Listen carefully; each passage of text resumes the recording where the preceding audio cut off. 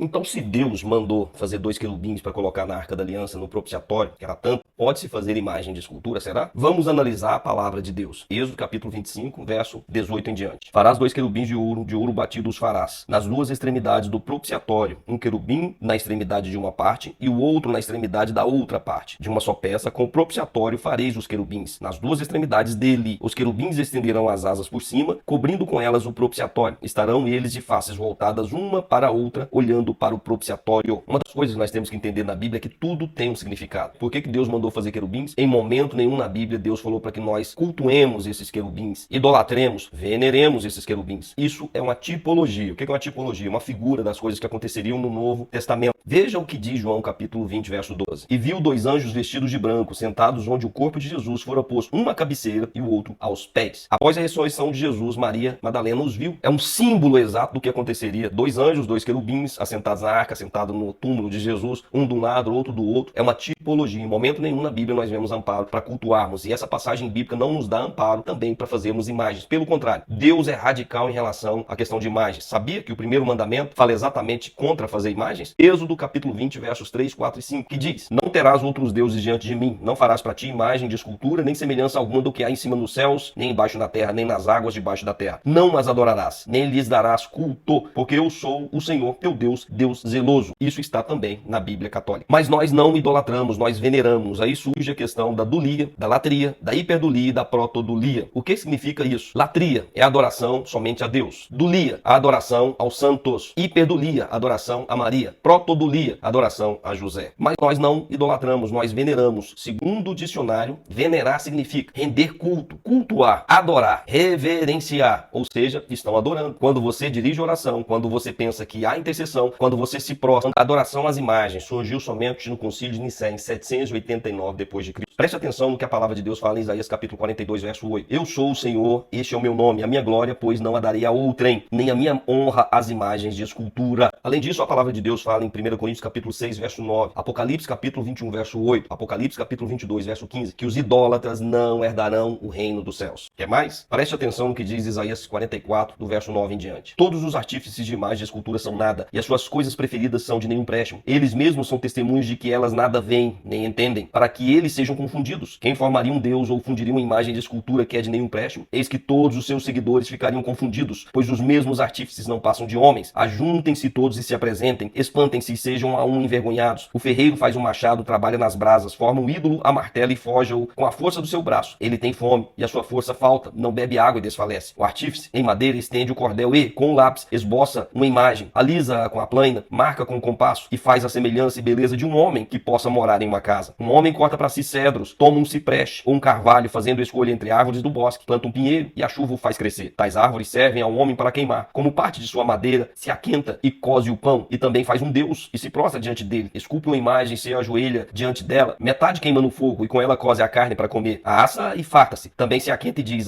já me aquento, contempla a luz. Então do resto faz um deus, uma imagem de escultura. Ajoelha-se diante dela, prostra-se e lhe dirige a sua oração, dizendo: livra-me, porque tu és o meu Deus. Nada sabem nem entendem, porque se lhes grudar os olhos, para que não vejam, o seu coração já não pode entender. Nenhum deles cai em si, já não há conhecimento nem compreensão para dizer: metade queimei e cozi pão sobre as suas brasas, assei sobre elas carne e a comi, e faria eu do resto uma abominação? Ajoelhar-me-ia eu diante de um pedaço de árvore? Tal homem se apacenta de cinza. O seu coração é enganado o iludiu, de maneira que não pode livrar a sua alma, nem dizer: não é mentira aquilo em que confio. E quanto à intercessão dos santos, não há qualquer amparo bíblico para tal. 1 Timóteo 2,5 fala: portanto, há um só mediador entre Deus e os homens, Cristo Jesus, homem. Não existe outro nome abaixo dos céus pelo qual importa que sejamos salvos. Atos 4,12. Esse nome é Jesus Cristo. E a palavra de Deus está acima de tudo e de todos, inclusive da tradição da Igreja Católica. Salmo 119, verso 89 fala: para sempre, ó Senhor, a tua palavra permanece no céu. Mateus 24:35 fala: passarão os céus e a terra, mas a minha palavra não passará. 1 Pedro 1:21 fala que a palavra de Deus permanece eternamente. É a palavra de Deus o nosso referencial. É a palavra de Deus, inclusive tudo isso está escrito também na Bíblia Católica. Quem tem ouvidos para ouvir, ouça. Fique firme e siga somente a palavra de Deus. Não há outro Deus senão o Senhor. Não podemos e não devemos nos prostrar, porque venerar é adorar, é idolatrar. E cuidado com isso, porque a linha que divide a veneração da idolatria não existe. Quando você se prostra e quando você substitui a Deus, você está idolatrando. E aí você vai para o peso da palavra de Deus. Deus te abençoe.